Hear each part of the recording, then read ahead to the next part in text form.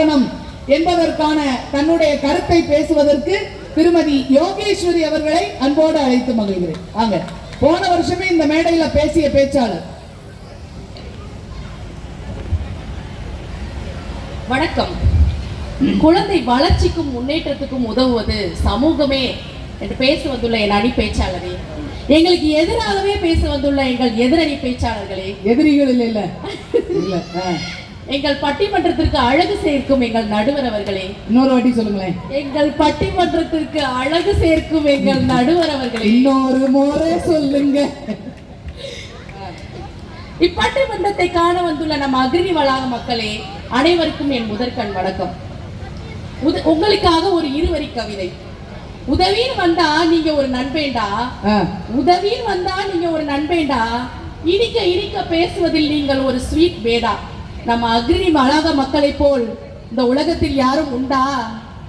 நம்ம அக்னி சமூக வளாகத்தை போல் இந்த உலகத்தில் யாரும் உண்டா என்று கூறி பெருமிதத்துடன் எனது உரையை தொடங்குகிறேன். இப்பதான் தொடங்குறீங்க? ஆமா. நடுவர் அவர்களே, குழந்தை வளர்ப்பில்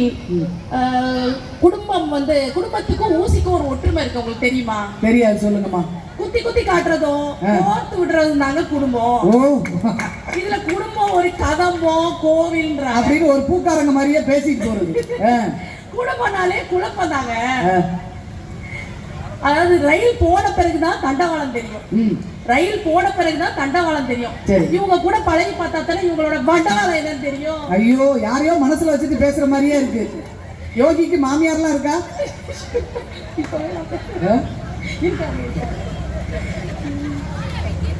அன்னைக்கு அப்படிதான் என் சொந்தக்கார பொண்ணு வீட்டுல அவ பையன் சாயந்தரம் ஸ்கூல்ல இருந்து வரான். வந்தோடனே அம்மா அம்மா எனக்கு பசிக்குது, எனக்கு ஏதாவது சாப்பாடு தாங்கன்றான். ஆனா அம்மாக்கு அது சீரியல் பாக்குற டைம். பாண்டியன் ஸ்டோர்ஸ்ல ஆரம்பிச்சுன்னா சிறகடிக்க ஆசையில தான் முடியும். அது வரைக்கும் பையன் பசியோட இருக்க முடியுமா? உடனே போனை எடுக்கிறான், ஸ்விக்கில ஆர்டர் பண்றான், சாப்பிட்டே முடிச்சிடறான். இப்ப சொல்லுங்க, எங்க பிள்ளைங்களை வளர்க்கறது நீங்களா இல்ல எங்க சமூகமானு? அருமை அருமை. ஸ்விக்கி தான் பிள்ளைகளை வளர்க்கறது, ஸ்விக்கி மாமா. ஊர் கூடிதான் தேர் இழுக்க முடியும், யாரும் ஊரே யாவரும் கேளீர். அப்படிதான் தஞ்சாவூர்ல ஸ்ரீதர்னு ஒரு பையன் இருக்காரு.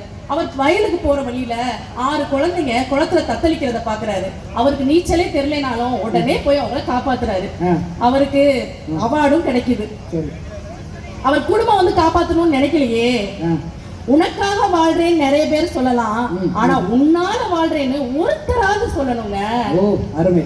அப்புறம் கல்லாத பேர்கள் இல்லாத நாடு நம் நாடு என்றே நாம் மாற்றுவோம். வானம் எங்கள் கைகளில் உண்டு, ஞானம் எங்கள் நெஞ்சினில் உண்டு, நான் என்று சொல்லாமல் நாம் என்று உணர்வு கொள்ளட்டும். இந்த பாடல் வரி கேட்ப வாழ்ந்தவர் தான் நம்ம கர்ம வீரர் காமராஜர் ஐயா. அவர் நிறைய பள்ளிக்கூடமும் கட்டினாரு, இலவச மதிய உணவு திட்டமும் ஆரம்பிச்சாரு.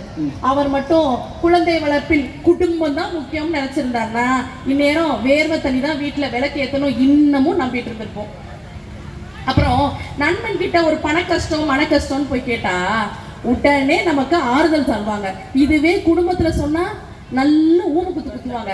சத்யராஜ் ஒரு படத்துல சொல்லுவாருல்ல, காலங்காத்தால சோத்த போட்டு குறவழி வரைக்கும் சோத்த போட்டு கூட்டதுக்கு உன்னால என்ன பண்ண முடியுமோ அதை பண்ணிட்டேன்னு.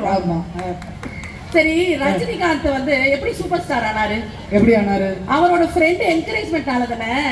அவர் ஃப்ரெண்ட் என்கரேஜ் பண்ணனால தான் நான் இப்ப சூப்பர் ஸ்டார் ஆனேன்னு அவரே ஒரு மேடையில சொல்லியிருக்காரு. நட்பின் இலக்கணத்தை புரிந்த வள்ளுவர் அதுக்கு தான் உடுக்கை இழந்தவன் கை போல அங்க இடுப்புகள் களைவதாம் நட்புங்கிறாரு. சரி, குடும்பம் தான் குழந்தைய வளர்க்குதுன்றீங்களே, எத்தனையோ குடும்பங்க ஏழ்மை காரணமாக குழந்தைய அப்படியே விட்டுட்டு போறாங்க. அப்ப அந்த குழந்தைங்க எல்லாம் காப்பாத்துறது யாரு? சமூகம் தானே. ஒரு டீ கடையில வேலை பார்க்குற அப்பா, மென்டலி சேலஞ்ச் அம்மா, 12th படிக்கிற பொண்ணு சங்கவி, நல்ல மார்க் எடுத்திருக்கா. ஆனா மேல படிக்க ஆசை, வீட்டுல வசதி இல்லை. அப்ப அகரம் ஃபவுண்டேஷன் வந்து அவளை உடனே தத்தெடுத்து சாதாரண சங்கவிய டாக்டர் சங்கவியா மாத்துறாங்க. அருமை அருமை, வாழ்த்துக்கள். அகரம் ஃபவுண்டேஷன் யார் நடத்துறது? சூர்யா, அவர் நடிகர் சூர்யா. அவர் மட்டும் கங்குவா அப்படி சொன்னாதான் தெரியும். சூர்யானா நம்ம அக்ரியில எந்த வீட்டுல இருக்காருன்னு கேட்டுட்டு இருப்பாங்க. கங்குவா சூர்யா. சரி, ஏன் என்று கேள் தம்பி. ஒரு நிமிஷம். ஒரு நிமிஷம் தான் இருக்குன்னு. ஓ சரி. ஏன் என்று கேள் தம்பி, எதற்கென்று கேள் தம்பி. ஆன்றோர்கள் சொன்னதென்றால் அறிவால் பகிர்ந்து பார் தம்பி. கண்ணை மூடி நம்பாதே, கவுந்து தலையை ஆட்டாதே, உண்மை பொருளை வெளு தம்பி, உலகை பிடித்து நடு தம்பி என்று சொன்னவர் தான் நம்ம பெரியார் ஐயா. சமத்துவம், சுயமரியாதை, பெண் விடுதலை, இதுக்கு எல்லாத்துக்கும் போராடினாரு. விதைத்தவன் தூங்கலாம், ஆனால் விதைகள் தூங்குவதில்லை. அவர் அன்னைக்கு போராடினாலதான் இன்னைக்கெல்லாம் நம்ம தைரியமா விடுதலையா இங்க வந்து பேசிக்கிட்டு இருக்கோம். இதுவே வீட்டுல பேச விடுவாங்க, பொம்பளை பிள்ளைக்கு என்ன பேச்சு வெடி வெடிக்கு. ஆமா, உண்மைதானே நடுவர்? கண்டிப்பா அது சத்தமா பேசுவேன். அப்புறம் குகேஷ் வந்து குடும்பத்துல இருந்தனாலதான் அவர் வேர்ல்ட் சாம்பியன்ஷிப் ஆனாருங்கிறாரு.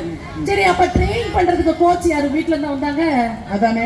ட்ரைனிங் பண்ண கோச், என்கரேஜ் பண்ண ஃப்ரெண்ட்ஸ், ஃபினான்ஸ்க்கு ஸ்பான்சர்ஸ், இவங்க எல்லாரும் இருந்தனால தானே அவர் சாம்பியன் ஆனாரு, நமக்கு பெருமையும் சேர்த்தாரு. வாழ்க்கை என்னும் சக்கரத்துல ஒரு குழந்தை பிறந்த உடனே டாக்டர், நர்ஸ் வேணும். ஸ்கூலுக்கு போகணும்னா டீச்சர் வேணும். திருப்பி வேலை பார்க்கறதுக்கு அதே சமூகத்துக்கு தான் வரும். ஏன் நம்ம ஹரி தம்பி இங்க உட்காந்துருக்காரு, இங்க பட்டிமன்றத்துக்கு வரதுக்கு முன்னாடி நேரா நேச்சுரல்ஸ் போய் நல்ல ட்ரிம்பிங், டிங்கரிங் வேலையெல்லாம் பார்த்துட்டு வந்து உட்காந்துருக்காரு. சமூகத்துல போயிட்டு வந்து உட்காந்துருக்காரு. நீங்க எல்லாம் போகவே மாட்டீங்க என்னமா? இல்ல போகவே மாட்டோம். நேச்சுரல்ஸ்லாம் இதுக்கு மேலே ஒரு அழகு தேவைப்படுது. சரி, முடிச்சிடலாம்.